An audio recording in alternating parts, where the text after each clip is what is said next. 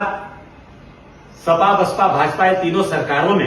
खास करके माननीय अखिलेश यादव जी ने, मायावती जी ने और माननीय योगी आदित्यनाथ जी ने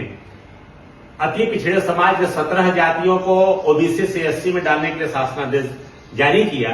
जबकि इन्हें अच्छी तरह से पता है कि इनके शासनादेश से अति पिछड़ी समाज एससी कैटेगरी में नहीं जा सकती। इसका लंबा प्रोसीजर है, लोकसभा में पास कराना, राज्यसभा में पास कराना, राष्ट्रपति का मुहर लगाना, जबकि इतनी प्रोसीजर के बाद भी लोगों ने गुमराह किया और एससी एसटी समाज की जितनी जनसंख्या उतनी आरक्षण है जो कि होना चाहिए। तो एक तरह से ओबीसी का पिछड़े समाज को एससी एसटी को डालना भी सामाजिक अन्याय था, लेकिन राजनीतिक तीनों पार्टियों ने किया। तो अब सवाल उठता है कि भाई अब अति पिछड़े समाज को हक अधिकार कैसे मिले। तो यह समझ में आया कि जब तक आप अपने राजनीतिक दल को नहीं बनाएंगे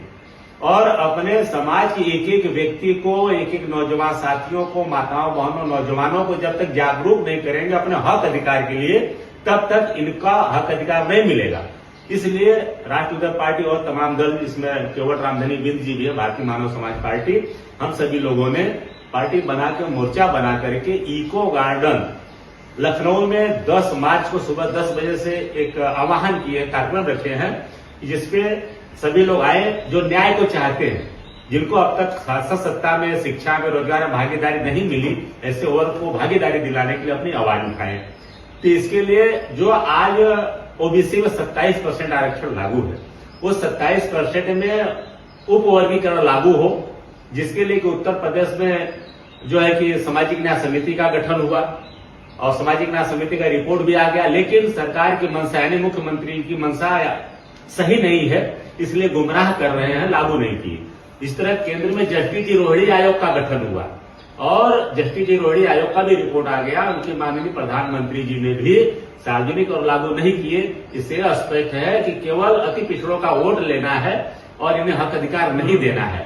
इन सब बातों पे आवाज उठाने के लिए यह बैठक बुलाई गई है। यह बैठक किसी एक समाज या किसी एक पार्टी तक सीमित नहीं है, यह सर्व समाज से, सामाजिक संगठनों, राजनीतिक दलों को आह्वान किया गया है कि अगर आप चाहते हैं कि सामाजिक न्याय हो, तो जो तबका तेज गति के साथ पिछड़ा जा रहा है या पीछे जा रहा है, खास करके उससे आज अत्यंत पिछड़ा समाज कहते हैं, ऐसे समाज को राजनीतिक भागीदारी देने के लिए अपनी आवाज उठाएं। इसलिए तभी जो है कि जो हमारा देश का सभी वर्ग आगे बढ़ेगा,